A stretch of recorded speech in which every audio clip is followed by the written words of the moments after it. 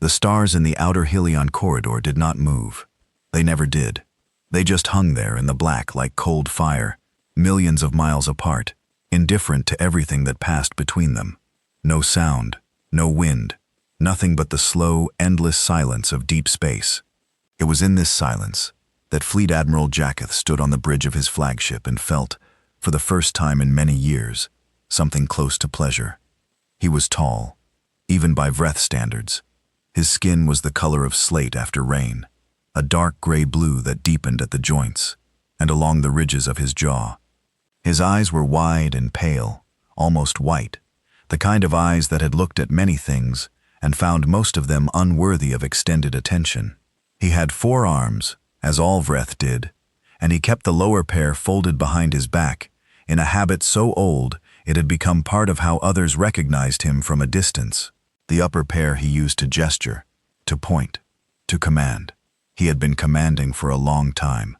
31 years in the Vreth Dominion's military, 11 systems brought under Dominion control, 3 species made to kneel, and 2 others that had been erased entirely, because kneeling was not in their nature.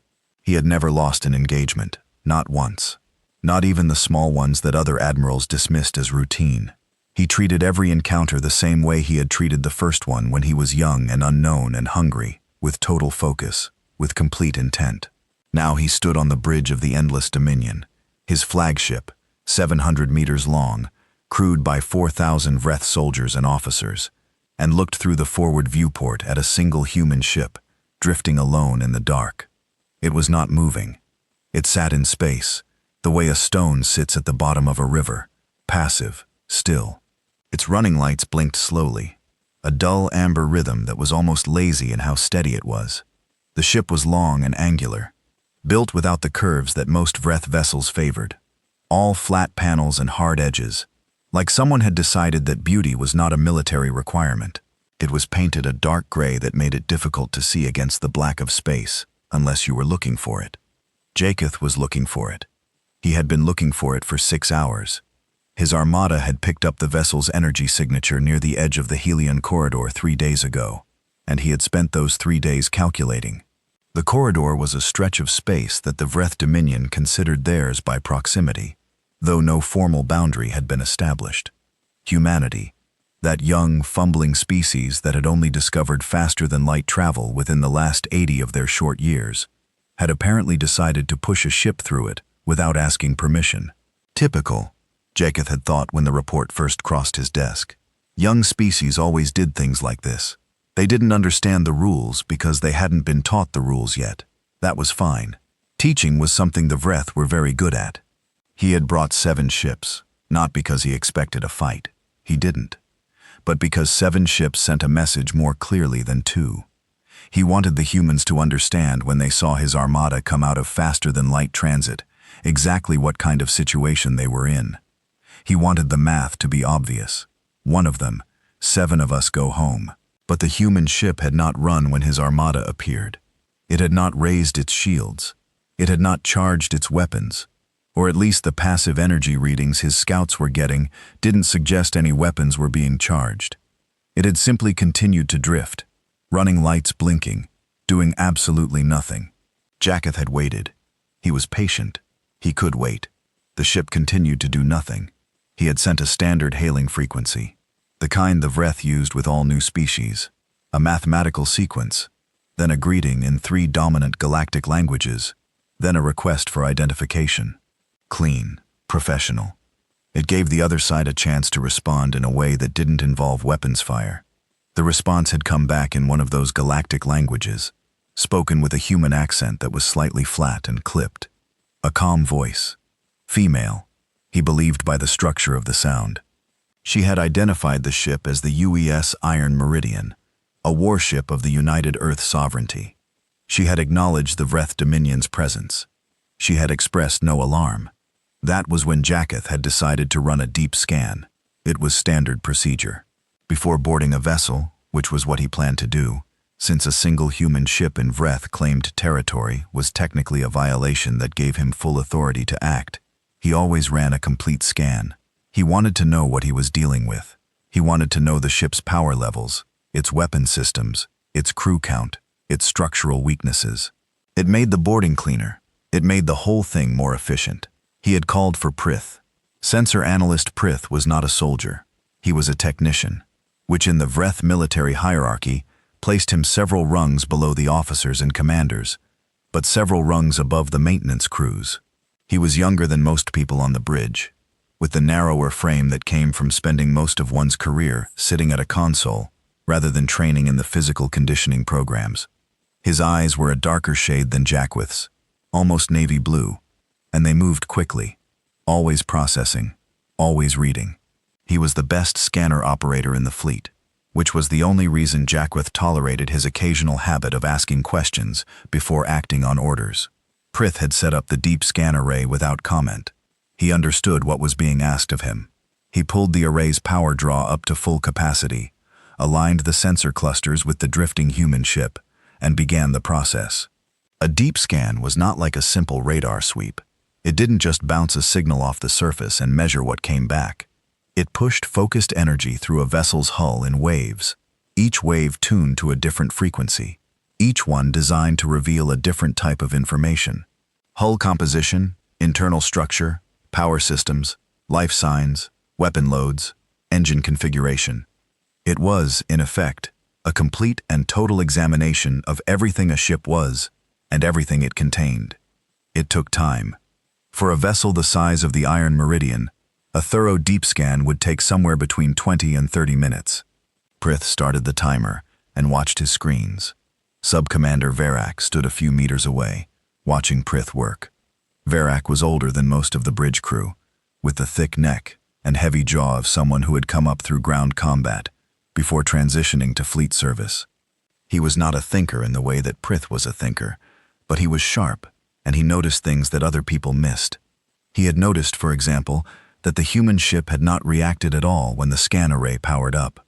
Most vessels, even friendly ones, registered some kind of response when they were being deep scanned. It was like being stared at in a room full of people. You usually felt it. The Iron Meridian did not seem to feel it, or Verak thought it felt it and simply did not care. He kept that thought to himself. Jaketh didn't like unnecessary commentary during operations. On the bridge of the Iron Meridian, Commander Alara Voss sat in her command chair and listened to her ship breathe. Every ship had a sound. The Iron Meridian sound was a low, constant vibration that came up through the chair, through the floor, through the walls. The sound of the 3 fusion cores running at idle. The sound of the life support cycling. The sound of nearly 2,000 people going about their duties in the disciplined, quiet way that long service in deep space tended to produce. It was a sound Voss had lived with for 11 years, on various ships, and she found it more comforting than silence. She was not a tall woman. She was average height for a human, lean rather than broad, with dark brown skin and close-cut natural hair that she kept neat because regulation required it, and because she had never much cared for fussing with it. Her eyes were a very ordinary brown. She was 43 years old. She had the kind of face that didn't give much away, not because she was hiding things, but because she had long ago learned that a commander's expression was something the crew watched constantly, and there was no point in frightening people with your own uncertainty. She had been watching the Vreth Armada since it dropped out of faster-than-light transit 6 hours ago. 7 ships. She had counted them carefully. She had run her own passive scans, nothing that would provoke them. Just the standard electromagnetic reads that any ship did automatically.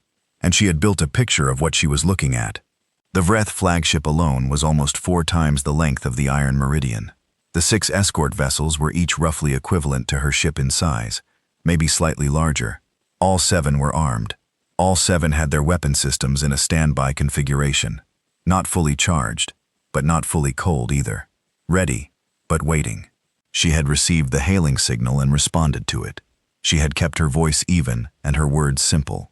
She had given her ship's name and her government's name, and she had not asked what the Vreth wanted, because it was fairly obvious what they wanted. They wanted her to leave. She was not going to leave. Her orders were specific. She was in the Hylian corridor because Admiral Harkin had put her there on purpose.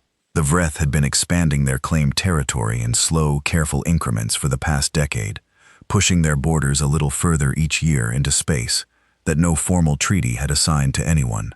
They did it quietly, one system at a time, waiting to see if anyone pushed back.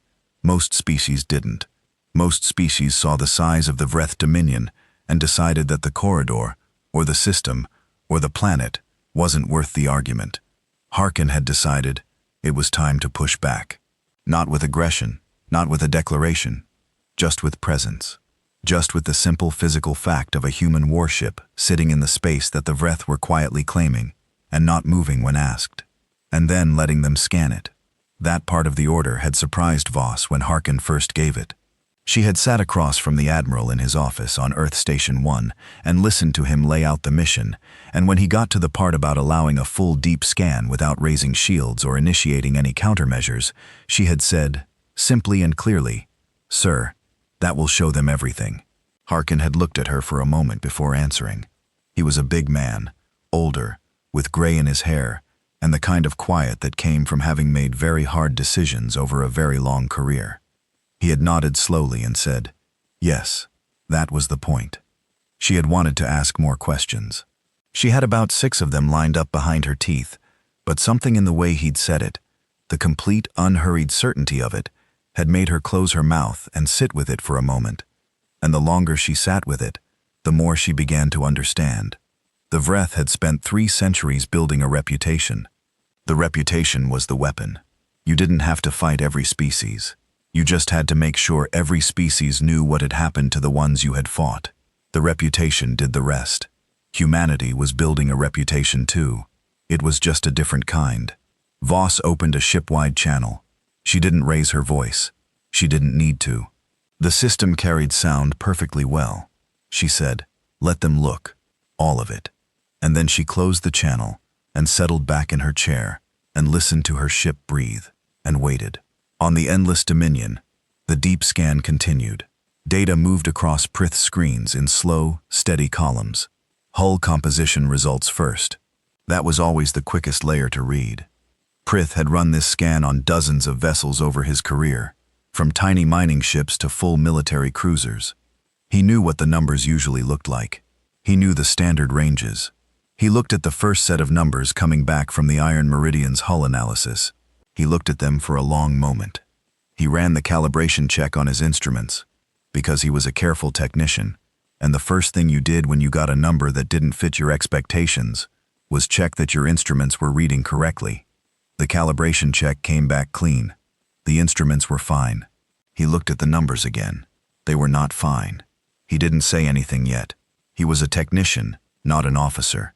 It wasn't his place to say anything until he had more data. He set a flag on the hull composition results and moved to the next layer of the scan, telling himself that there was probably an explanation, that the numbers were unusual but not necessarily alarming, that he should wait for the full picture before drawing any conclusions. He moved to the weapons array data, and the next set of numbers started coming in. He set another flag. Verak, watching from a few meters away, saw the small, barely visible change in Prith's posture. The technician's back had straightened slightly. His lower pair of hands, which had been resting loose on the edge of the console, had curled their fingers inward. Just slightly. Just barely. The kind of thing that most people would not notice. Verak noticed it. He moved a step closer and looked at Prith's screen. And even though he was not a scanner specialist, and the data on the screen was not laid out in a way that was immediately readable to him, he could see the flagged markers accumulating in the corner of the display. 1, 2, now 3. He looked through the viewport at the human ship. It was still drifting, still calm, still doing nothing. Jaketh was standing near the forward viewport, watching his armada's positioning on a secondary display. 6 of his ships had arranged themselves in a loose arc around the human vessel. Not a full encirclement, but enough to communicate the nature of the situation without being formally aggressive. It was a posture he had used many times. It said, "You are surrounded. You are outgunned. Make the right choice." He had not looked at Prith's screens. The scan was ongoing. He would review the results when they were complete, as he always did. Thorough and orderly. He believed in doing things in the right sequence. He did not notice at first that Prith had gone very quiet. The scan continued. The data came in, And with each new layer of information that the deep scan array pulled from the bones of the Iron Meridian, Prith's hands grew more still, and the flags in the corner of his screen multiplied, and the cold feeling that had started in the base of his neck began moving slowly upward toward the back of his skull. He reached the biological readings, the life sign data, the crew metrics, and the cold feeling reached his eyes. The scan showed 1,847 humans aboard the Iron Meridian. It showed their locations within the ship, their movement patterns, their basic physiological data. And because Prith's scanner array was a military-grade system designed for threat assessment, it also measured something else: the hormonal and neurological markers associated with stress. In every other species Prith had ever scanned during a military standoff, those markers looked a specific way: fear, panic, the biology of a creature that knew it was in danger and was trying to decide whether to run or fight. It was readable. It was predictable. It was, in a strange way, reassuring, because it meant the other side understood the situation the same way you did. The human readings did not look like that. 1,847 human beings, surrounded by 7 Vreth warships, deep scanned without their permission, in a ship sitting alone in the dark, millions of miles from anyone who could help them. And their biological readings showed something that Prith's scanner system could not categorize. He stared at the readout. The system was trying to classify it, running it against every category in its database. Fear, no match. Panic, no match. Aggression, no match. Exhaustion, no match. Chemical sedation, no match. The system cycled through its entire library. Then it stopped and produced 2 words in the output box: classification unknown. Prith sat very still for a moment. Then he turned to look for the Admiral. "Fleet Admiral," he said.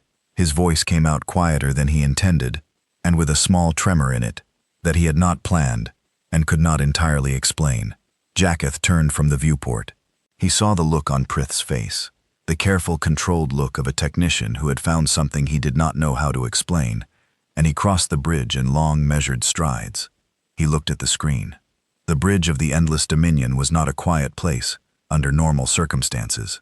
There were dozens of officers and crew at their stations, monitoring systems, running calculations, communicating with the rest of the Armada. There was always sound, always movement. Jacketh read the screen, and then he read it again, and then he stood very still, and somehow the stillness of one man changed the atmosphere of the entire room. People noticed. They always noticed when the Admiral went still. Slowly, without anyone giving an order, the bridge got quieter.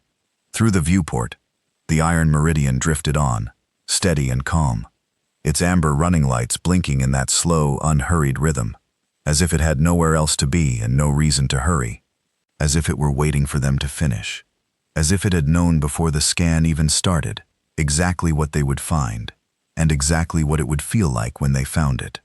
Verax stepped up beside the Admiral and looked at the screen. He read the numbers. He read the flags. He read the 2 words in the output box. He said nothing. He looked out at the human ship. The scan was not yet complete. There were more layers to go, more data still to come. For the first time in 14 years of fleet service, Sub-Commander Verax found himself not entirely sure he wanted to see what came next. The scan kept running. Prith stayed at his console. He had not moved from his seat in over 20 minutes, which was unusual for him because he was the kind of person who shifted and fidgeted and leaned forward and back when he was thinking. But right now he was not fidgeting. He was sitting very straight and still, his 4 hands arranged neatly on the edge of the console, and he was reading the results as they came in, the same way a person might read something that they kept hopping with change, if they looked at it long enough. It did not change. Fleet Admiral Jacketh had pulled a chair from a nearby station and placed it beside Prith's console. He did not usually sit near the scan station. He usually stood at the forward viewport or at the command platform in the center of the bridge. But the forward viewport showed him nothing useful, and the command platform felt, in this particular moment, like the wrong place to be. He wanted to see the numbers as they arrived. He wanted to see each layer of data as the scan revealed it, in real time, without waiting for a summary. He had asked Prith to walk him through it, explain each section as it came in. Plain language, No technical shorthand. Prith had nodded and begun. The hull composition results had come first, and Prith had explained them quietly, his voice careful and measured, the voice of someone who was being very deliberate about keeping emotion out of his words. The Iron Meridian's outer hull was not a single material. Most ships used one primary alloy, maybe two, in areas where extra strength was needed. The human ship used 17.17 different materials, all interlocked at a structural level, each one chosen because of how it behaved in relation to the others. Some were standard metals and composites that the Vreth recognized. Others were not in any Vreth materials database. What the scan could determine from the way the materials interacted with the scan's test frequencies was that the outer hull was not passive armor. It did not simply sit there and absorb impacts. The outer layer, a composite that the scan could not fully classify, responded to energy input. When the deep scan's frequencies passed through it, the material absorbed a portion of that energy and redirected it inward, not randomly, in a specific direction, toward the ship's power grid. Jacob had looked at Prith when that result came through. Prith had looked back at him with that same careful, controlled expression. "It eats weapons fire," Prith said, because there was no simpler way to say it, or at least part of it. The directed energy that hits the outer layer, it doesn't just bounce off or damage the hull. Some of it gets absorbed, and then the hull sends it to the ship's power systems. Jacob had said nothing. He had looked at the numbers for a long moment, and then gestured for Prith to continue. The second layer of the scan had covered the ship's internal structure, the frame, the bulkheads, the way the ship was put together on the inside. Prith had run this part of the analysis twice, because the first run produced results that seemed inconsistent with what the outer scan had shown, and he wanted to make sure he wasn't misreading the data. He was not misreading it. The Iron Meridian was divided internally into sections that were individually sealed from each other at a structural level. Not just doors that could close, actual physical separation. Each section of the ship could be completely isolated from every other section, if the situation required it. The materials in the internal bulkheads were different from the outer hull composite, but they shared one characteristic. The scan suggested they were capable of a limited degree of self-repair. Prith had explained this part slowly, because he understood that what he was saying sounded like something from a story rather than from an engineering report. The hull could, under certain conditions, close small breaches on its own, not large damage. A significant weapon strike would still cause significant damage, but the kind of minor breach that accumulated over the course of a long battle, the small cracks and stress fractures that added up over time and eventually became critical vulnerabilities. The material could address those on its own, slowly, while the ship was still fighting. Jacob had asked how that was possible. Prith had said he didn't fully know. The scan could tell him what the material did. It could not tell him with complete certainty how it did it. What he could say was that the structure was unlike anything in Vreth engineering. It was not that the Vreth hadn't thought about self-repairing materials. They had in theoretical papers and laboratory experiments. But the practical challenges were enormous, and the Vreth had concluded several decades ago that the technology was too complex and too expensive to develop for wide use. The humans had apparently reached a different conclusion. Sub-Commander Verak had come to stand behind them by this point. He had not been invited, but Jacob had not told him to leave, which meant he was allowed to stay. He stood with his arms crossed over his chest and read the screen over Prith's shoulder and said nothing, because there was nothing useful to say. The weapons data was next. Prith had paused before beginning this section. A small pause, barely more than a breath. Then he had straightened his back a little more and started reading the numbers. The Iron Meridian carried 32 primary weapons, mass driver cannons, arranged in 8 batteries of 4, positioned along the ship's main axis and secondary flanks. The scan had measured the barrel length, the power draw of the electromagnetic coils, the capacity of the ammunition storage systems, and from those measurements, it had calculated a performance estimate. Prith read the performance estimate. Then he read it again. Then he said very quietly, "Each cannon can accelerate a 1-ton tungsten projectile to approximately 4% of the speed of light." Jacob said, "Repeat that." Prith repeated it. 4% of the speed of light. That was not a speed that weapons were supposed to travel at. That was not a speed that weapons practically could travel at. given the engineering involved in the acceleration process, given the power requirements, given the structural stress on the barrel and the frame of the ship during firing. The Wraith's own mass driver technology, which was considered advanced, operated at a fraction of that velocity. Their best weapons moved projectiles at roughly 0.5% of light speed, and that required enormous power draws and had a low rate of fire because the systems needed time to recover between shots. The human cannons, if the scan's estimate was correct, fired at 8 times that velocity. Prith did the math out loud because math made things feel more real and more manageable than raw numbers, and also because he needed something to do with his hands and his voice while his mind tried to settle. At 4% of light speed, a 1-ton tungsten slug carried kinetic energy measured in the equivalent of many thousands of nuclear warheads. One shot from one cannon, the Iron Meridian had 32 of them. The combined kinetic yield of a single broadside from the Iron Meridian, all cannons firing at once, exceeded the total firepower of Jaketh's entire 7-ship armada by a significant margin. Verak made a sound. It was not a word. It was just a sound, the kind that comes out of a person when their mind has tried to process something and briefly run out of room. Jaketh did not make a sound. He sat very still and looked at the screen. And then he said, "The power source." Prith nodded. He had already moved to that section of the scan. 3 fusion cores, he said, each one independent of the others. If one is destroyed, the remaining 2 don't lose power. They increase output and redistribute the load automatically. The switchover time is approximately 1 second. 1 second. In a battle, 1 second was nothing. In 1 second, a ship was either winning or losing or dead. And 1 second of vulnerability in a power system was, in practical terms, no vulnerability at all.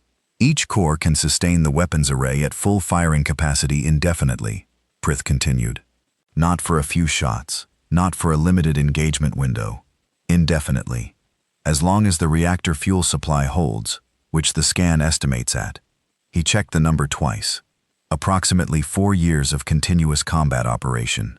No one on the bridge said anything for a moment. The ambient sounds of the ship continued. The hum of systems, the soft tones of instruments, the distant movement of crew in other sections of the vessel. But in the immediate space around Jaketh's chair and Prith's console, there was a silence that was separate from all of that. A focused, concentrated silence. Prith moved on. He had more to cover. The scan's biological data had been partially revealed earlier.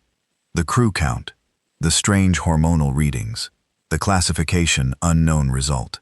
Now the full biological report was complete, and Prith walked through it in the same careful, methodical way he had walked through everything else. 1,847 humans. Their distribution within the ship showed that the crew was at battle stations, not relaxed stations, not normal duty rotations, but the configuration associated with a crew that was fully deployed and ready to act. Every weapon station was manned. Every engineering post was occupied. The bridge complement was complete. The damage control teams were positioned at pre-designated response points throughout the ship. This was a crew that was ready to fight. And yet the hormonal readings said they were calm. Not drugged calm, not forced calm, just calm. The scan's bioanalysis system was designed to assess threat levels by measuring the biological markers of stress. High stress meant a crew that was reactive, unpredictable, likely to make mistakes. Low stress in a non-combat situation was normal. Low stress in a situation like this one, surrounded, outgunned, deep-scanned without consent, was not supposed to exist. The human stress markers were low. Their neurological activity was elevated, which was consistent with focus and awareness. But the fear markers, the specific biological signals that every known species produced when facing mortal danger, were minimal. Present, but minimal. The kind of low-level biological readiness that was closer to athletic preparation than panic. They were treating this, their biology said, the way a person treats something they have prepared for and are ready to handle. Prith stared at that readout for a long moment before moving on. He moved to the final section of the scan, the one that had taken the longest to process, because the scanner system had encountered materials it needed extra time to analyze. The sealed lower decks. The Iron Meridian had a section of its lower hull that was shielded differently from the rest of the ship, not with the outer composite, with something else, something denser, something that the scan had needed several passes to fully penetrate. The shielding itself told a story.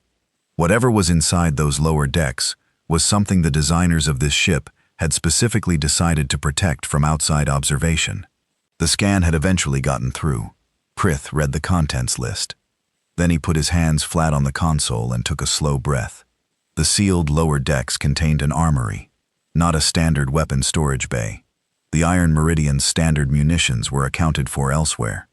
This was a secondary armory, separate from the ship's main weapon systems, and it contained warheads.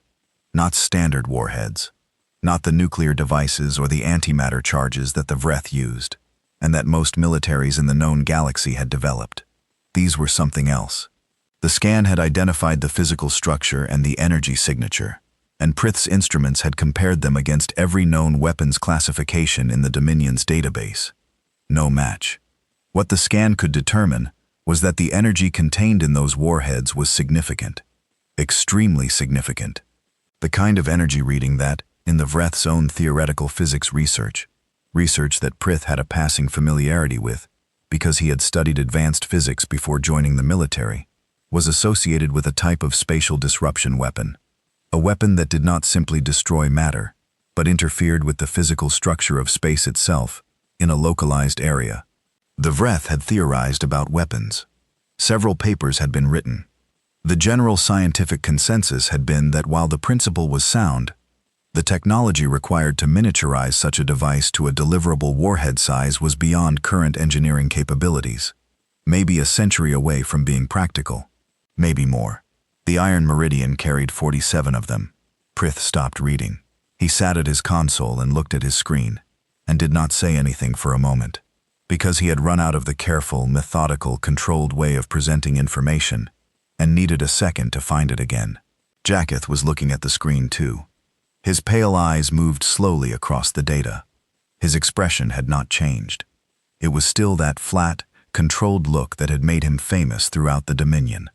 The look that said he was processing and not yet deciding. But something had changed around his eyes. Something that was not quite an expression, but was in the territory of one. A tightness, a stillness behind the stillness. Verak had stopped crossing his arms. He had let them fall to his sides, and he was standing with his hands slightly open, which was the posture of a person who had unconsciously let go of a confident stance. Because the confidence had somewhere else to be. The scan was complete. The full report sat on Prith's screen, organized in the neat columns and categories that the system always used. All of it formatted with the clean, professional layout of a military intelligence document. Hull composition, internal structure, weapons array, power systems, crew biometrics, secondary armament. All of it adding up to a picture that Prith had not expected to see when he began this scan 30 minutes ago. He had expected a primitive ship. He had expected numbers that were behind Vreth technology. He had expected to write a scan report that confirmed what everyone already assumed, that this human vessel was smaller, weaker, less capable, and that its presence in the corridor was the mistake of a young species that didn't know its place in the hierarchy of galactic power. He had expected to feel reassured after the scan. He did not feel reassured. The bridge of the endless Dominion was quiet now. The ambient sounds were still there. The ship was still running, still functioning, all its systems still doing what they were supposed to do. But the people near the scan station were not making any sounds of their own. They were just there in that silence, looking at the screen, or looking at the human ship through the viewport, or looking at each other. Prith thought about the classification unknown result on the crew's stress readings. He thought about 1,847 humans sitting in that ship, calm and ready, having allowed the scan to happen, having been told clearly to let the Vreth look at everything. They had known what the scan would find. They had known what it would show, and they had let it happen anyway. He thought about what that meant. If you let someone see your full strength, all of it, every layer, every weapon, every capability, there were really only two reasons to do it. Either you were making a mistake and didn't realize how much you were showing, or you were showing it on purpose. Because you wanted the other side to know. Because you wanted them to feel exactly what Prith was feeling right now. He turned to look at Fleet Admiral Jaketh, conqueror of 11 systems, the man who had never lost an engagement, who had made 3 species kneel and erased 2 others, who had come to this corridor with 7 ships, because 1 human ship alone in the dark seemed like a simple problem. Jaketh was still looking at the screen. He had not given any orders. In 31 years, Prith imagined, the Admiral had always given orders quickly after a scan. Assess, decide, act. That was the Vreth military way. That was Jaketh's way especially. He was not a man who hesitated. He was hesitating now. Prith looked back at his screen, at the report, at the numbers, at the 2 words in the corner of the biological analysis section. Classification unknown. Outside the viewport, the iron meridian drifted on, amber lights blinking steady and slow, waiting with that terrible patience, as if it had all the time in the universe and knew exactly how this was going to end. Jaketh stood up. He did it slowly, the way a person stands up when they need to move but haven't decided where they're going yet. He stepped away from Prith's console. He walked to the forward viewport and stood in front of it with his upper hands clasped behind his back and his lower hands at his sides, and he looked at the iron meridian. It looked the same as it had for the past several hours. Drifting still, running lights blinking. He stood there for almost 3 minutes without saying anything, and nobody on the bridge said anything either, because the Admiral was thinking, and the whole room knew it. And when Jaketh was thinking, you stayed quiet and you waited. Then he turned from the viewport and looked at his intelligence officer. Lieutenant Soth was a slim Vreth woman who ran the flagship's intelligence division with a kind of quiet efficiency that made her easy to overlook and very difficult to replace. She was standing near her station on the left side of the bridge, watching the Admiral the same way everyone else was watching him. "Everything we have on the humans," Jaketh said. "All of it. Pull it now." Soth nodded and went to work. It took her 11 minutes to compile the full intelligence file on humanity. 11 minutes. Because the Dominion had not invested enormous resources in gathering intelligence on a species that was only 80 years into space travel, and that everyone had assumed posed no strategic threat for at least another century. There was a file. It was not as thick as the files on the species that had actually given the Vreth trouble. She put the file on the main display in the center of the bridge, where everyone could see it, and she walked the Admiral through it. The first section was history. Human history as best as the Vreth had been able to piece it together from intercepted communications, from the databases of other species who had made contact with Earth before the Vreth, and from a small number of direct information exchanges that had happened in the early period of human expansion into space. Jaketh read it. He read it carefully, the way he read everything, not quickly scanning, but moving through it, methodically, taking in each part before moving to the next. Human civilization, the file said, was approximately 10,000 years old by their own calendar. 10,000 years from the first permanent settlements to the current day. The Vreth Dominion, for comparison, had a documented history of roughly 6,000 years. The Vreth considered themselves an old species, mature, seasoned, having learned over those 6,000 years how to organize, how to govern, how to project power across space. 10,000 years of human history. Jaketh read about what had filled those 10,000 years. War. Not occasional war, not the disciplined strategic military campaigns that the Vreth engaged in when expansion required it. Constant war. Relentless, inventive, ever-escalating war between human groups, human nations, human ideologies, human religions, human economic systems. War fought with stones, then with metal, then with explosives, then with weapons that could level entire cities in a single strike, then with weapons that could, if enough of them were used, end all life on their planet. They had built those last weapons. The file was clear on this.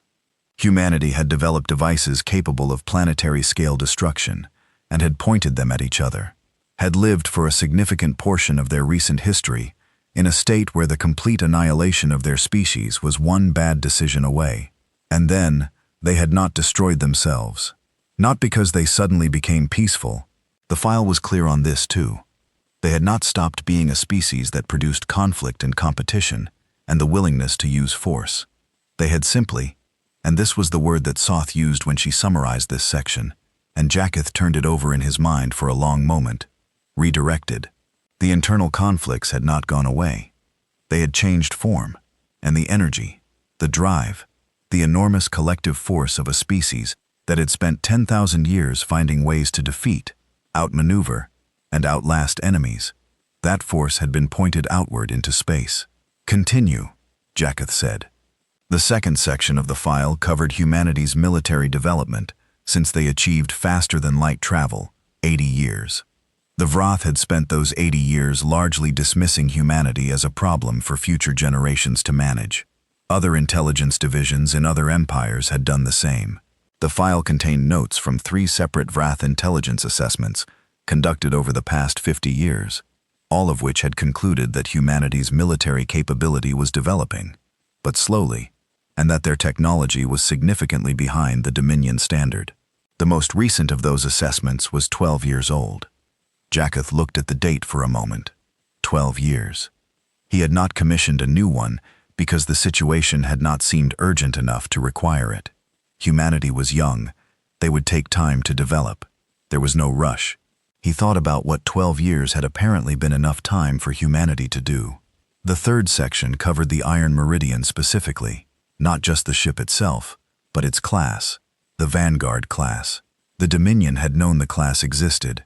They had intercepted enough communications to know the name. What they had not known or had not prioritized finding out was the production numbers. Soth read the number from the file. Her voice was steady and professional, the way voices are when a person has decided that this is a job and they are going to do it well, regardless of how the information lands. The Iron Meridian was hull number 412 in the Vanguard class. Jacketh looked at her. She looked back at him with the steady, careful expression of someone who has already processed the implications and is now waiting for the person in charge to do the same. 412 ships. 412 vessels of the same class as the one sitting outside with the same hull composite, the same weapons array, the same triple redundant reactors, the same impossible kinetic yield per broadside. And those were just the ones that had been built. The file suggested that production was ongoing.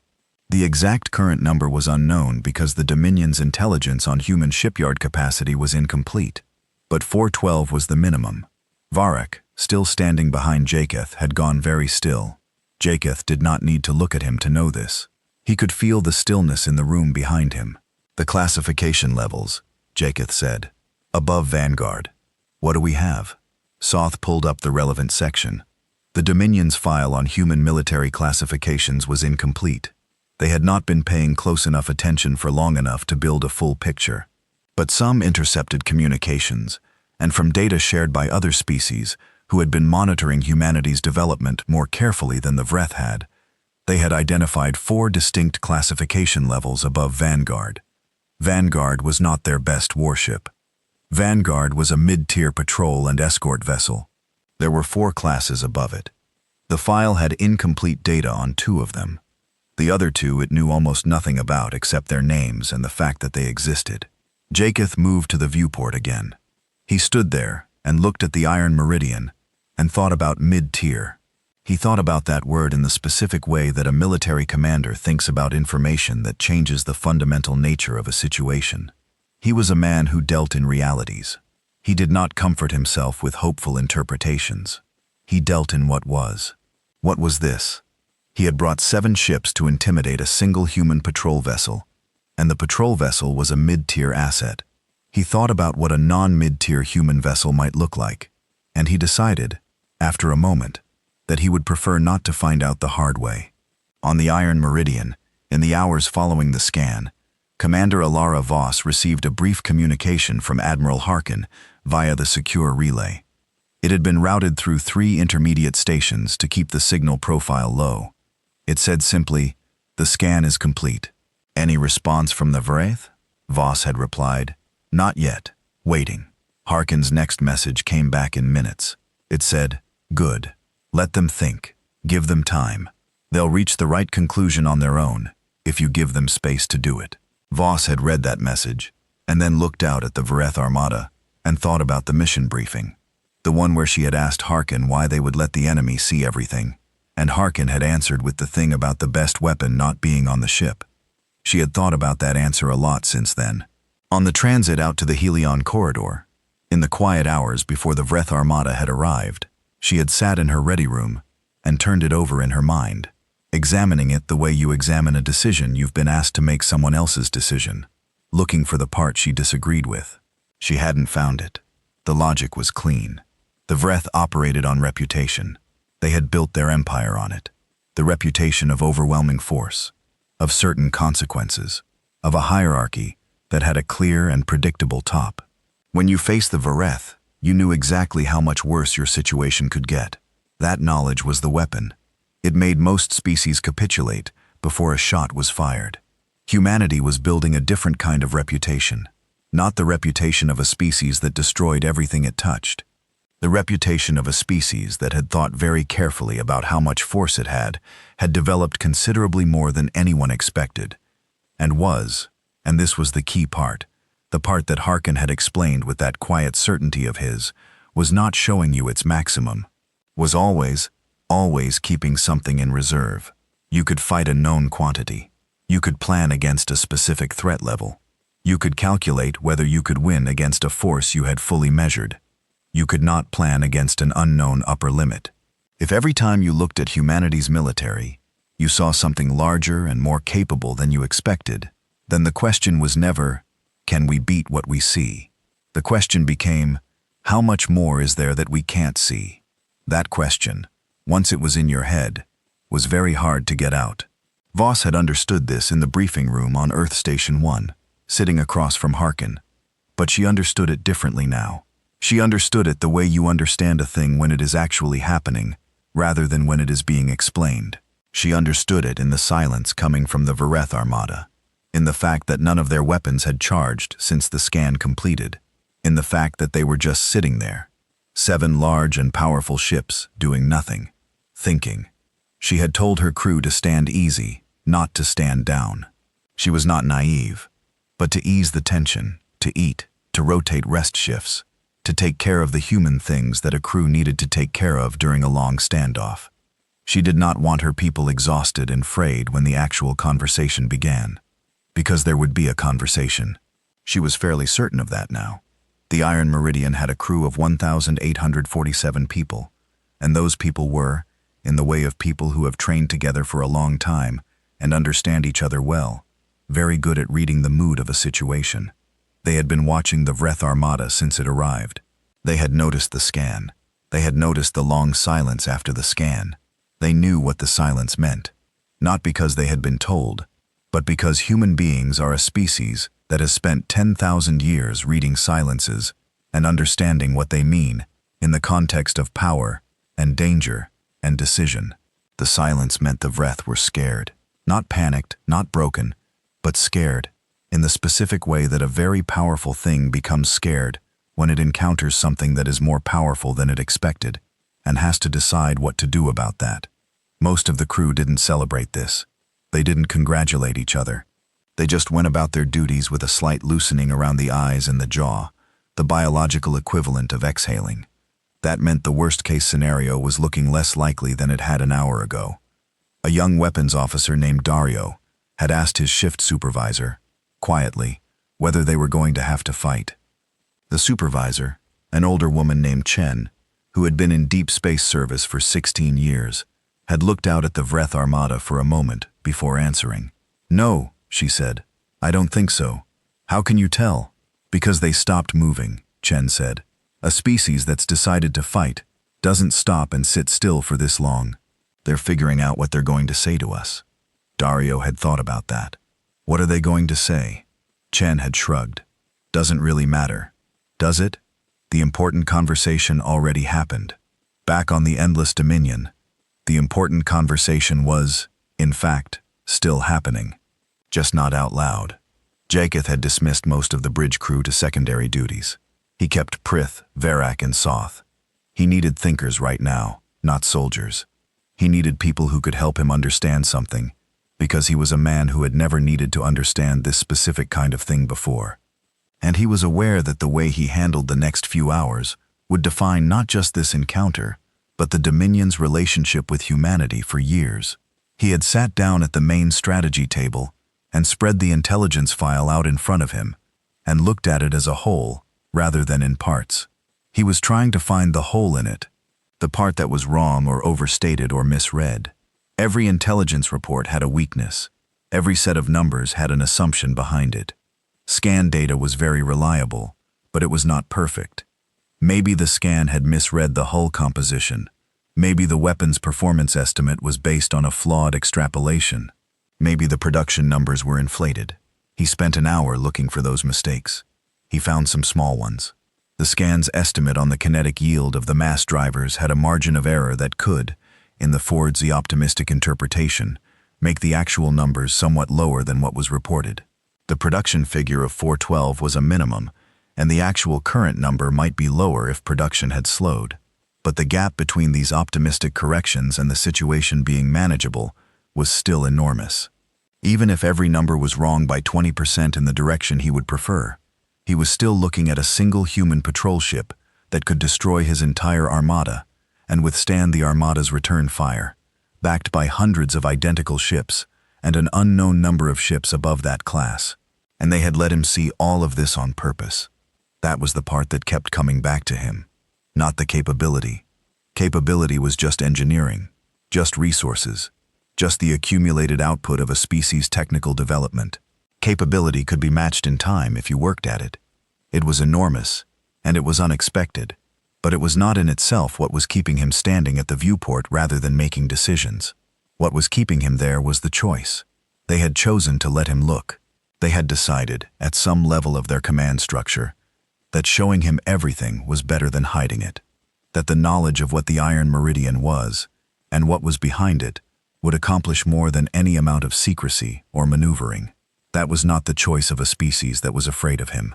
That was the choice of a species that had calculated the outcome of this encounter well in advance, and was comfortable with all the possible results.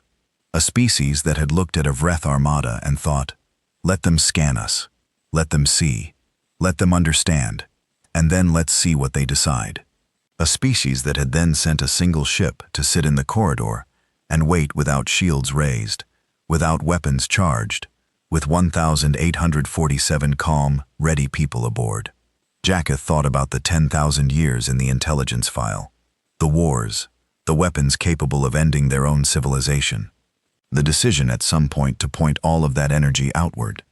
He thought about what it meant that they had survived all of that they had walked through 10,000 years of the kind of internal conflict that had destroyed other species. He knew of 3 that had gone extinct through their own warfare, 3 that had reduced themselves to pre-technological levels and had come out on the other side, scarred probably, changed certainly, but intact and still hungry. That was the word that came to him, standing at the viewport, looking at the patient, steady blink of the Iron Meridian's running lights, still hungry. He turned to Varak.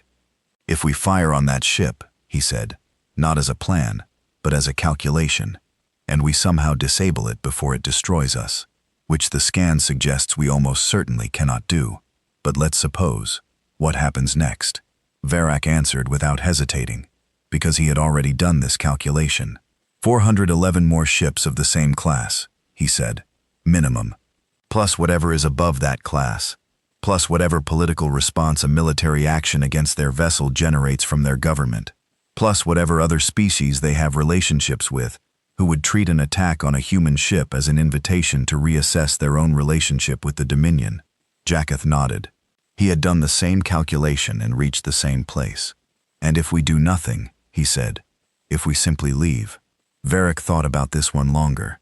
Then they have successfully demonstrated that we won't fire on them, that the corridor is accessible to them, and word of this encounter will spread, because it always does. Every species watching the Dominion's borders will hear that the Vreth arrived in force, and then left without action, which tells them that the Dominion has found a reason not to act, Jacketh said. Yes, which tells them there are things the Dominion is afraid of. A pause. Yes, Varak said again. Jacketh looked at the Iron Meridian. There was a third option.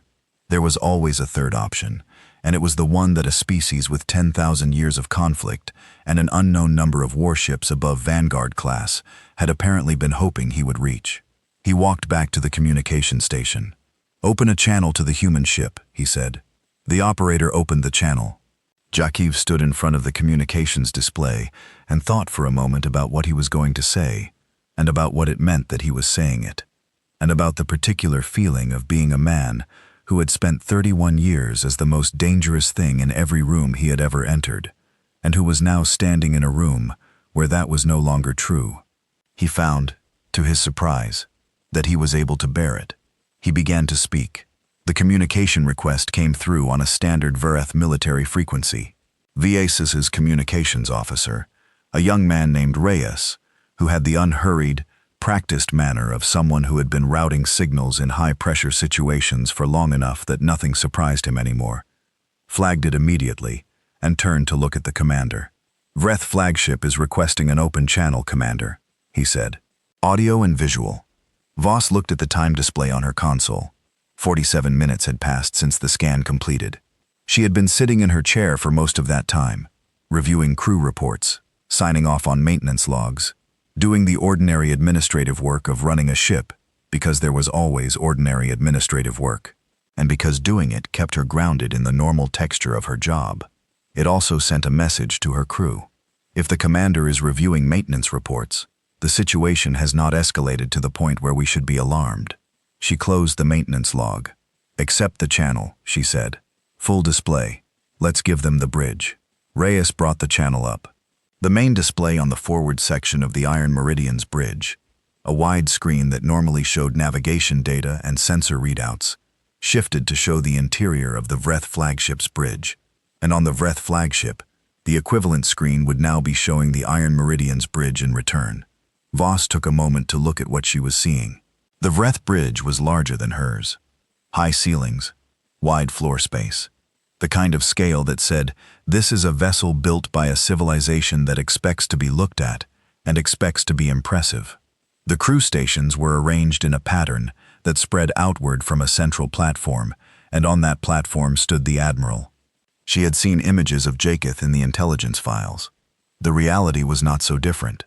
Tall, gray-blue skin, pale eyes, 4 arms, the kind of face that had spent a long time being the face of absolute authority, and had settled into that expression permanently.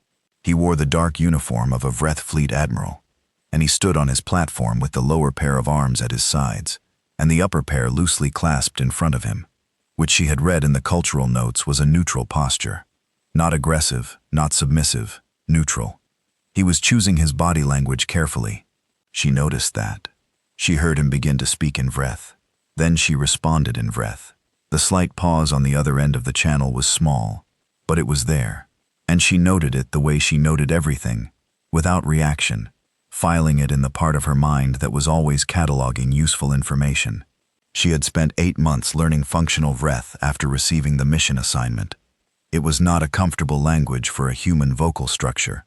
Some of the tonal components were difficult, and she knew her accent was not good, but she was understandable, and understandable was what mattered.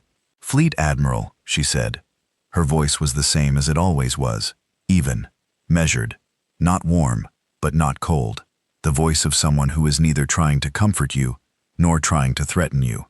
"I understand the scan has been completed." Jacoth looked at her on his display for a moment, before responding. "It has," he said. "I hope it was useful," Vass said. Another small pause. "Informative," he said. She let that word sit in the air between them for a moment. The way you let a word sit when both parties know it contains more than it appears to. "Good," she said. Then she let the silence continue for a few more seconds, because silence in a conversation like this one was not empty. It was a surface on which the other party had to decide what to do, and what they chose to do with it told you something about where they were. She watched Jakat's face on the screen. He was not uncomfortable with the silence. He was processing it the same way she was. That told her something about him, that he was experienced and controlled, and not going to make a move that he hadn't thought through. "Commander Voss," he said, and she was aware that he was using her name and her rank, both of which he had clearly looked up before opening the channel, and both of which were small signals that said, "I have done my research, and I am treating you as a peer. You are in a section of space that the Vreth Dominion considers part of its territory. I'm aware of the Dominion's position on that," she said. "We don't share it. No, he said. I gathered that. The Helion corridor hasn't been formally assigned to anyone, she said. Our government's position is that it's open space. We'll continue to use it on that basis. Jacket looked at her for a moment. She could not fully read his expression. Vreth facial signaling was different enough from human signaling that she was working with incomplete information. But she could see that he was doing what she was doing. Calculating, reading the situation, deciding what was real. You allowed the scan, he said. It wasn't a question. It was an observation being offered as the beginning of something. She recognized the shape of it. Yes, she said, without raising shields, without any countermeasures. Yes. Why? She had anticipated this question. She had thought about several ways to answer it. On the long transit out to the Helion corridor, in the quiet hours before his armada arrived, in the 47 minutes of silence after the scan, she had considered answers that were strategic, answers that were diplomatic, answers that were deflections dressed up as answers. She had decided in the end to give him the true one. Because I was ordered to, she said. He looked at her. And because the order made sense, she added. He was quiet for a moment. On his bridge, she could see the figures of his officers at their stations, all of them facing forward, all of them pretending with varying degrees of success that they were attending to their duties rather than listening to this conversation.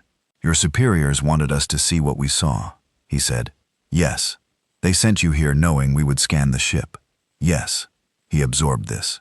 He was doing it in that same careful, methodical way that she had decided was probably just his baseline way of processing information. Thoroughly, without rushing, without letting himself get ahead of the data.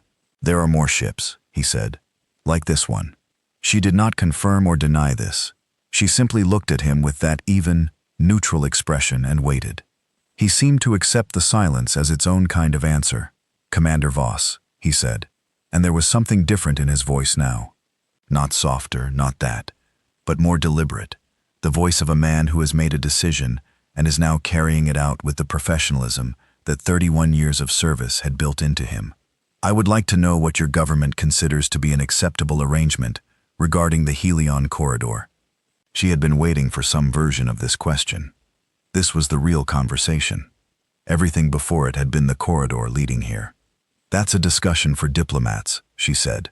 Not for a ship commander and a fleet admiral in the middle of the corridor itself. Agreed, he said, and she was slightly surprised at how quickly he agreed to that. And then she was not surprised at all, because a man who had spent 31 years making strategic decisions understood perfectly well when a conversation needed to be escalated. But we can begin the discussion, she said, right now on this channel informally.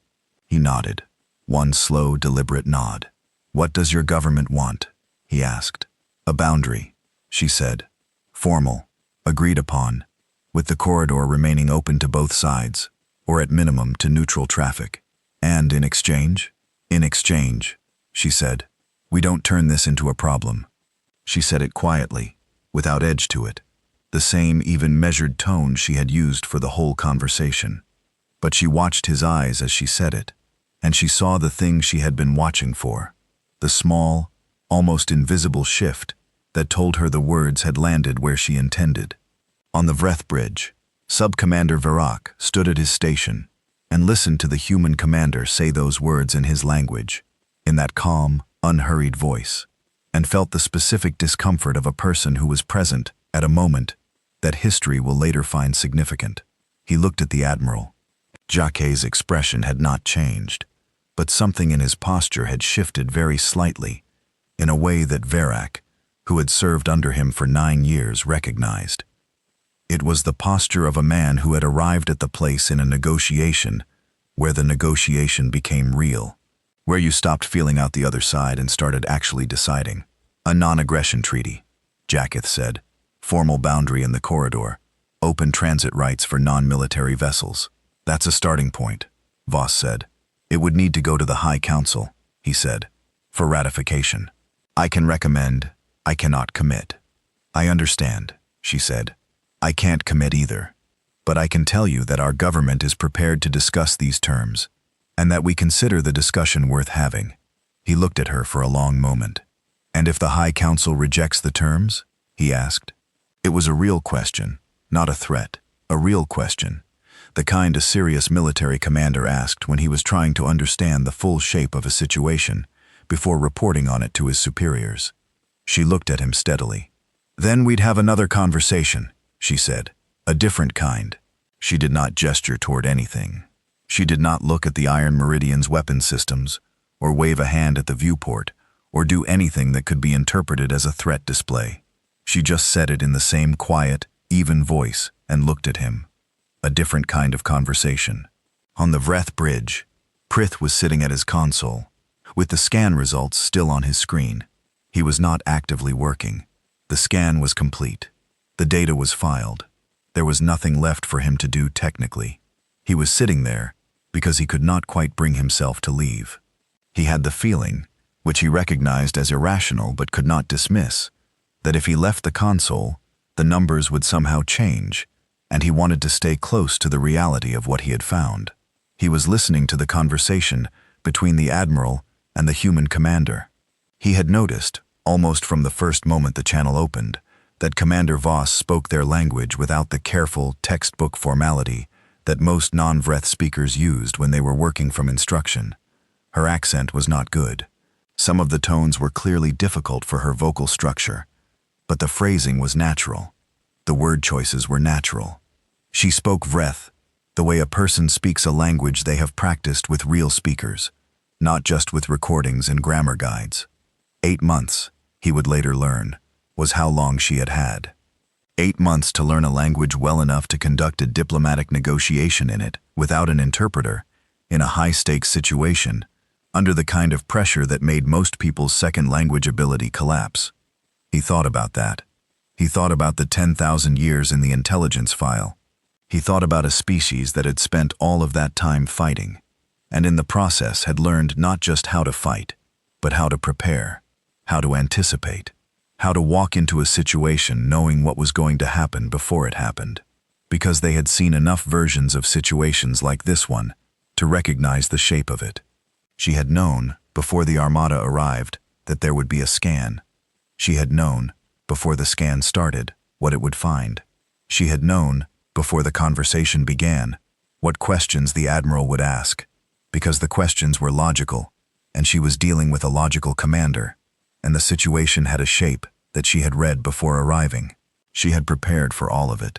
8 months of language study, the decision to open the ship to a full scan, the mission itself, one ship sitting in the corridor, demonstrating through pure presence and patience that humanity was comfortable in this space and intended to remain comfortable in it. All of it prepared, all of it calculated, all of it executed by a woman who sat in her chair and reviewed maintenance reports while a Vunrith armada sat outside her ship because she had done the calculation and was comfortable with where it led. Prith thought about the classification unknown result again, the system that had tried to categorize the human crew's stress response and come up empty. He thought about what that actually meant, not what the results said, but what the reality it described was. It meant the humans did not have a category for what they were feeling that corresponded to any category that a scanner recognized. It meant that the emotional and biological state of 1,847 people in a ship, surrounded by a hostile armada, was something entirely outside his scanner's reference library of known species responses to mortal danger. It meant they were not afraid in any way he could measure. He thought about what kind of species that was. He thought about how a species got to a place where its soldiers, sitting in a lone ship millions of miles from home, surrounded by enemies, were in a biological state that a military scanner couldn't classify because it didn't match any known version of fear. He thought, you would have to have done this a lot. You would have to have been in situations like this, or worse enough times, that your body stopped producing the signals it was built to produce for danger. Because danger had become the standard operating condition. Because your history had made danger the water you swam in. He thought 10,000 years. He thought they survived all of it. On the main display, the conversation between Jacketh and Commander Voss continued.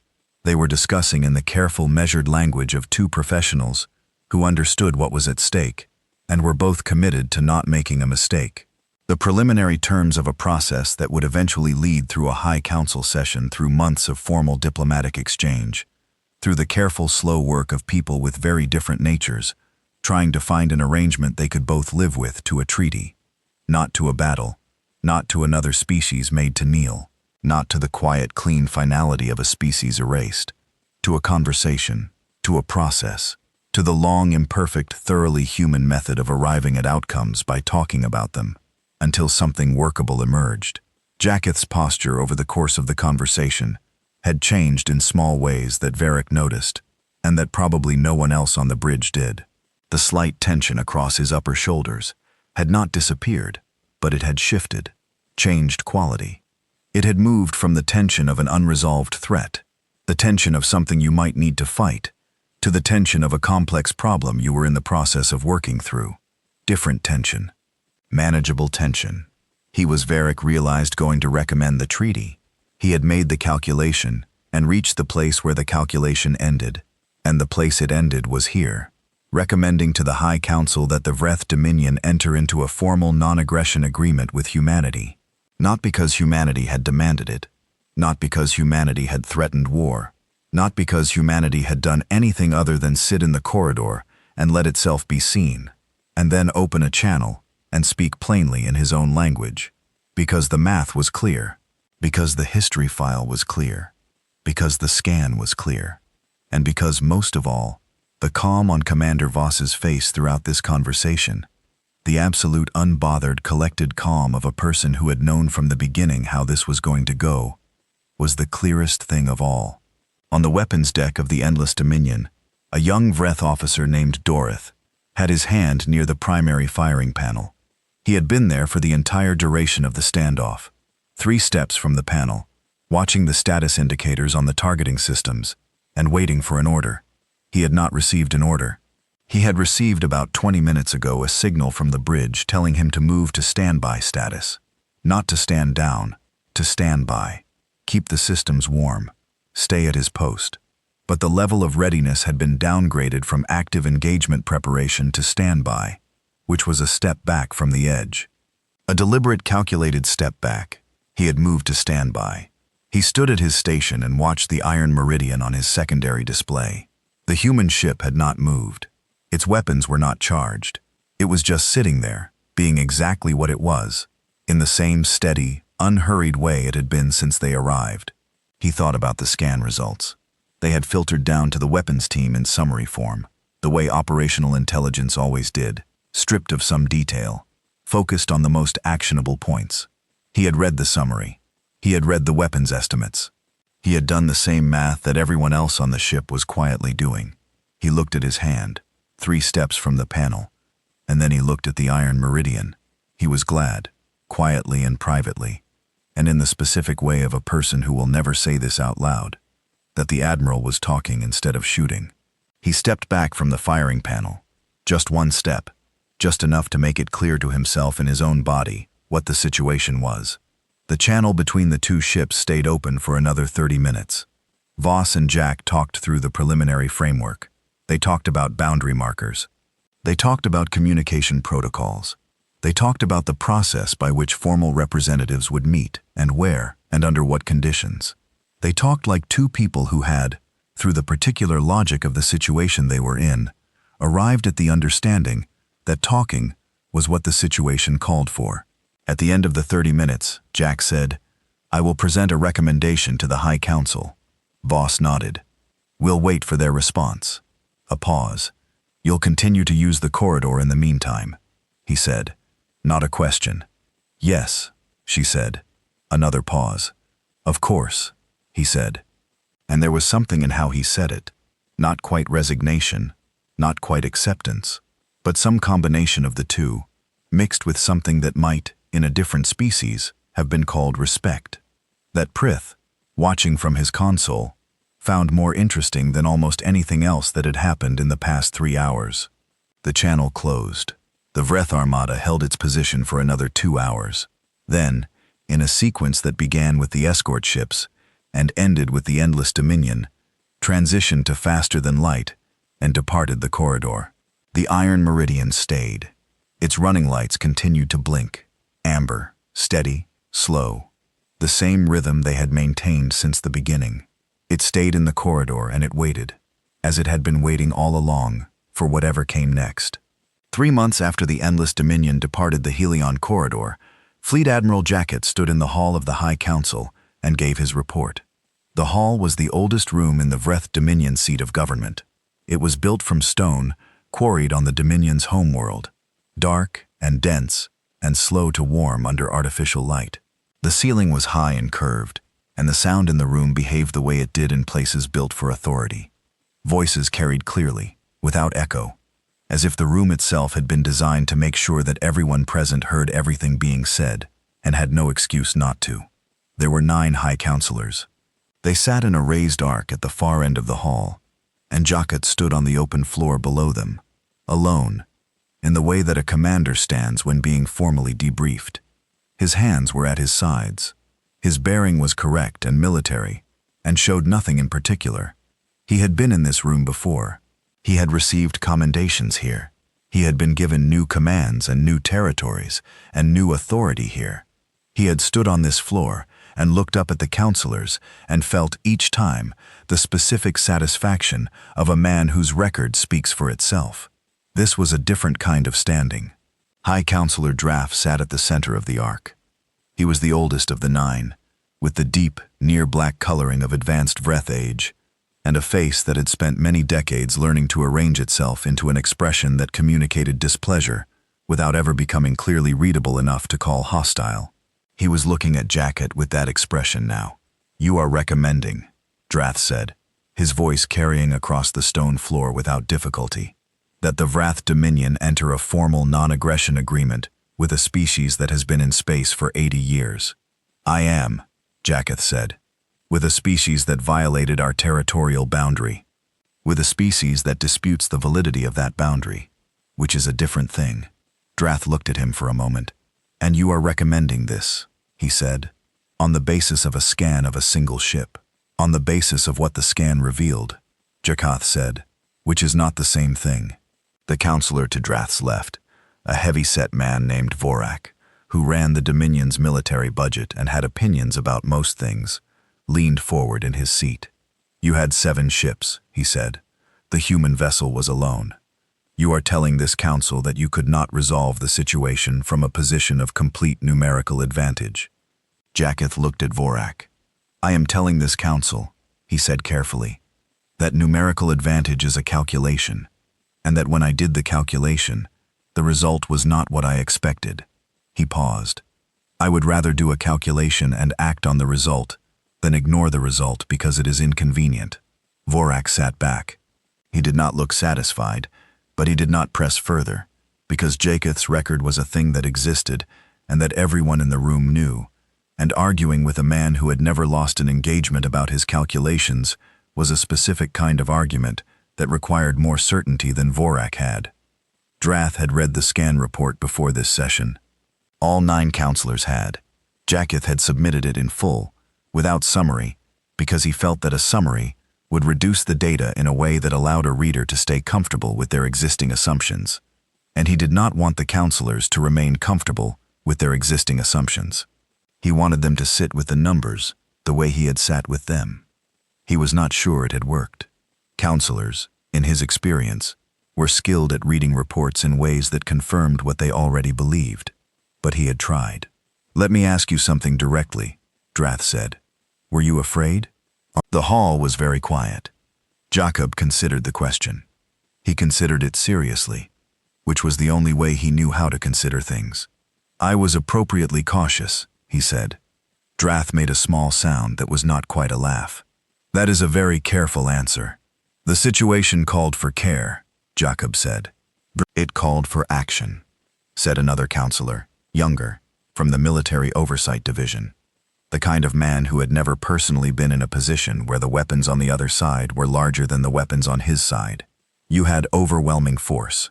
You had legal justification. You had a clear violation of Dominion territory, and you chose to negotiate. I chose not to die," Jacob said. The hall was quiet again. He had not planned to say it that baldly. He had planned a more layered answer, something about strategic assessment and long-term Dominion interests. But standing in this room, in front of 9 people who had not been there, who had not seen the numbers, who were looking at this through the lens of what they thought the Vreth Dominion was capable of, rather than through the lens of what he had seen the humans be capable of. The layered answer felt dishonest. He had chosen not to die. That was accurate. You reviewed the intelligence file, he said, addressing the council as a whole rather than any individual member. You read what we know about human history. 10,000 years of continuous internal conflict. A species that built weapons capable of ending their own civilization and did not use them on themselves. A species that redirected all of that energy and that capacity and that particular kind of inventiveness that only comes from 10,000 years of trying to survive each other, redirected all of it toward the stars. He paused. The Iron Meridian, he said, is hull number 412 in its class. There are 4 classifications above it. We don't know what those ships look like. We don't know their capabilities. What we do know is that the humans chose to show us the 412th ship in a class they consider mid-tier. They didn't send us their best. They sent us something they were comfortable letting us examine in detail. He looked at Drath. That is a choice, he said. That is a very specific, deliberate choice. And what that choice tells me is that whatever they did not show us, whatever is above the Vanguard class, whatever is sitting in their shipyards, whatever is at the upper levels of their military capability, they are not afraid to keep it hidden because they know that what they did show us is already enough. The room was quiet. He could feel the quality of that quiet. It was different from the quiet that came from disagreement or from discomfort. It was the quiet of people doing a calculation. He let them do it. The humans, he said, did not come to the corridor to fight us. They came to show us a thing, a specific, selected, calibrated thing. And then they waited for us to understand what we were seeing. He looked at the arc of counselors. They are patient. They have always been patient. A species does not survive 10,000 years of internal conflict without learning patience. They sat in that corridor for days alone, surrounded by 7 of our ships, and they were not frightened. And that, not the weapons array, not the whole composite, not the 411 other ships of the same class. That is the thing that I came back from the Helion corridor needing to tell you. Drath looked at him for a long time. They weren't frightened, he said. No, Jakoth said. And that is more significant to you than the technical data. The technical data is significant, Jakoth said. But the technical data tells me about their capacity. The behavior tells me about their nature. And their nature is this. They have been in danger in one form or another for 10,000 years. They have calibrated themselves to it. It is not that they are incapable of fear. I believe they are capable of it. It is that they have trained, collectively and individually, to function at full effectiveness, in conditions that would degrade most other species, to remain calm and ready and clear-headed when everything around them is a threat. He thought about Commander Voss, reviewing maintenance reports while his armada sat outside her ship. They are not reckless, he said. They are not aggressive. They are not the kind of danger that attacks without reason. But they are prepared in a way that I have not encountered before, for the possibility that they may need to fight, and they have made that preparation, the depth of it, the scale of it, visible to us on purpose. He looked at the counselors. The best weapon they have is not on any of their ships, he said. It is the knowledge of what they have not shown us, and they have given us that weapon intentionally, because they know what it does when it lives in an enemy's mind. The vote on the treaty recommendation took place 4 days later, after sessions of debate that Jacek was not present for. He had given his report and submitted his recommendation, and then returned to his duties because the decision was the council's to make, and he had done what he could to inform it. The treaty recommendation passed. 7 votes to ratify, 2 abstentions. Drath had voted to ratify. Vorik had abstained. The younger counselor from military oversight had voted to ratify, which had surprised Jacek when he heard about it. Though when he thought about it, it made a specific kind of sense. The man had never been in the position of having the weapons pointed at him, but he could read a scan report. He could do math. Sometimes math was enough. The formal treaty negotiations began 41 days after the council's vote. They took place on a neutral station in unclaimed space, staffed by diplomats rather than military personnel, conducted over the course of 6 weeks. The Helion corridor was designated as a shared transit zone with formal protocols for both Vreth and human vessels. No weapons testing within the corridor. No military buildups within a defined distance of its edges. Monitoring stations jointly operated at the corridor's entry and exit points. It was not a perfect agreement. It was the kind of agreement that emerged from two parties who were not entirely comfortable with each other, but who had each decided that the alternative to negotiation was something neither of them could win cleanly. It had the texture of a document, written by people who were being careful with each other. That was fine. That was, in fact, what an agreement between species who had not fought each other yet tended to look like, if everyone involved was paying attention. On the day the treaty was signed, Prith was in his quarters aboard the Endless Dominion, which was on routine patrol in a different sector entirely. He had been on routine patrol since returning from the Helion corridor, doing his job, running scans on things that were entirely ordinary and unremarkable, filing reports that nobody found alarming. He had kept a copy of the Iron Meridian scan results in his personal files. He was not sure why exactly, except that he found himself returning to them in the way you return to a thing that changed the way you think about other things, as a reference point, as a before and after marker. He had read in the military communications that filtered through official channels that the treaty had been ratified. He had read the summary of the terms. He had sat with that information for a while before going back to his scan data. He looked at the hull composite results, at the weapons array numbers, at the performance estimates for the mass driver cannons, at the reactor data, at the sealed lower deck inventory, at the two words in the corner of the biological analysis section. Classification unknown. He had thought about those two words a lot over the past 3 months. He had turned them over in quiet moments, in the hours between duty shifts, in the particular kind of thinking that happens when you are not actively working, but your mind is still moving. He had thought about what it would take for a scanner system to encounter a biological reading it couldn't classify. The system had an enormous database. It had been calibrated on dozens of species in every kind of situation, under every kind of stress. It had a category for fear, for aggression, for pain, for excitement, for calm. It had subcategories and gradations and edge cases. It had been designed to be thorough, and it had encountered 1,847 humans in a combat-ready ship, and it had found nothing in its library that fit. He had thought initially that this was a limitation of the scanner, that the human's biology was simply different enough from the species in the database that the system couldn't make the translation, that the markers were there, but in a form the scanner didn't recognize.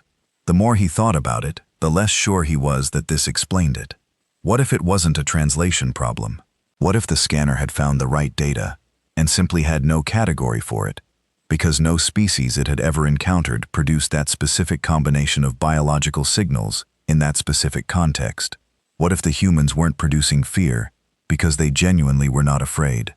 And the reason they weren't afraid was not that they didn't understand the danger, but that they had been in danger so many times, in so many forms, for so long, that their relationship to it was fundamentally different from every other species the scanner had cataloged. What if you could spend so long in danger that it simply stopped triggering the same responses? Not because you became numb to it, but because you adapted to it at a biological level, the way you adapt to anything that is present long enough and consistently enough to become part of your normal operating conditions. He thought about that. He thought about a species that had lived inside the possibility of its own destruction for thousands of years, that had pointed weapons capable of ending civilization at its own cities, and had then decided at some point to step back from that edge and redirect. Not because the weapons went away, not because the danger went away, but because they had chosen, collectively as a civilization, to take all of that capacity and all of that hard-learned understanding of what danger was and how to survive it, and to use it differently. He thought about Commander Voss, and the way she had sounded on the communication channel, the way she had spoken his language, which she had learned in 8 months, in the same even unhurried voice she used for everything else, the way she had answered questions directly and without performance, the way she had said a different kind of conversation, without needing to elaborate, because the elaboration was already present in the room. He thought about the maintenance reports. That detail had come to him from a crew member on the Endless Dominion, who had a contact on another vessel that had picked it up from a communication that had filtered through unofficial channels. The way details always traveled through military networks, person to person, in the spaces between official reports. The human commander had been reviewing maintenance reports while the Armada sat outside her ship. He had found that detail more revealing than almost anything else. Not because it was brave, not because it was a show of strength, but because it was ordinary. Because it said, in the clearest possible way, that the situation they were all treating as an emergency, as an event, as a thing that required total focus and elevated readiness, she was treating as a Tuesday. Not dismissively, not carelessly. She was at battle stations. Her crew was deployed and ready. She was absolutely paying attention. But she was also reviewing maintenance reports, because there was always maintenance to review, and because the job didn't stop because someone was pointing weapons at you, and because the kind of person who could sit in a chair and do ordinary administrative work while an armada decided what to do about her ship was the kind of person who had a very stable relationship with the possibility of things going very wrong. The kind of person you got from 10,000 years of things going wrong and surviving them. Prith opened his personal log. He had started keeping it after returning from the Helion corridor, which was something he had not done before in his career. He had not been the journaling type. He was a technician. He dealt in data, in readings, in the concrete and measurable world of things the scanner could tell him. But the scanner had come up short in the Helion corridor. It had given him a result it couldn't classify. And in the weeks since, he had found himself trying to work through what that meant, in a way that required more than numbers, required words. He had written several entries about the scan, about the numbers, about the conversation between Jacketh and Commander Voss, about the treaty, about the things he had been thinking in the quiet hours. He wrote one more now. He wrote about what he had understood slowly over the past 3 months, that he had not understood on the day the scan completed. He wrote, "We looked at them to find out how much they should fear us. That was what a scan was. That was what the Armada it can. We arrived in force, and we scanned their ship, and we waited for the data to confirm what we already believed, that we were the more powerful party, that the advantage was ours, that the situation was straightforward." He wrote, "We did not consider what it meant that they knew we would scan and decided to let it happen." He wrote, "We did not consider what it meant that their crew was calm." He wrote, "We did not consider what it meant that the commander was reviewing maintenance reports." He paused. He looked at the wall of his quarters for a moment. Outside, in the space that the endless Dominion was moving through at low cruise speed, the stars held their positions in the dark, unchanged and indifferent, the same as they had always been. He wrote, "The most dangerous thing I have encountered is not a weapon and not a fleet. It is a species that has survived everything it has ever done to itself, and arrived in the galaxy, still ready for more, and is somehow, despite all of that, or perhaps because of all of that, choosing to talk first." He wrote, "They gave us a choice between understanding what we were looking at and acting accordingly, or not understanding it, and finding out the hard way what the difference was. The Admiral understood. The Council eventually understood." He wrote, "I keep thinking about the 2 words, classification, unknown. The scanner said it couldn't categorize what it was seeing in that crew, but I think it was seeing something real. I think it was seeing what a species looks like when it has been through enough that it no longer produces the standard signals for danger. Not because it doesn't feel the danger, but because danger is where it has always lived, and you don't panic in the place you have always lived. You just do your job." He wrote, "I looked at them to measure how much they should be afraid of us." He wrote, "I did not understand, until much later, that they had looked back at us, and that what they had seen had not frightened them at all." He closed the log. He sat in his quarters for a while longer in the quiet, with the hum of the ship around him, and the stars outside his porthole, doing what they always did, holding still, holding their distances, watching everything, and saying nothing. He thought they felt different than they used to. Not bigger, not smaller either exactly, just different.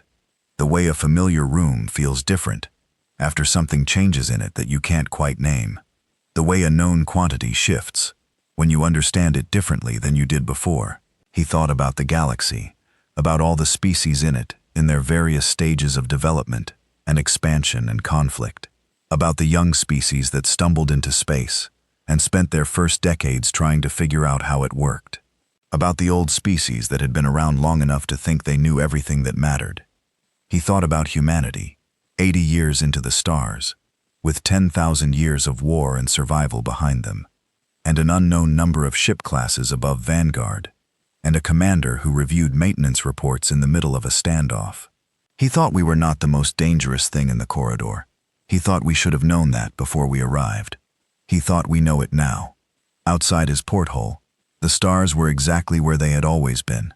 The light from the nearest one took years to reach him, and by the time it arrived, the source had already moved on. Everything out there was older than it looked. Everything was further than it seemed. He stayed at his porthole for a while, looking at the dark and the cold fire scattered across it. And he thought about a single ship with amber running lights, drifting patient and still, in a corridor that did not belong to anyone, waiting for the universe to catch up with what it already knew. He thought it had been waiting a long time. He thought it was probably used to that by now.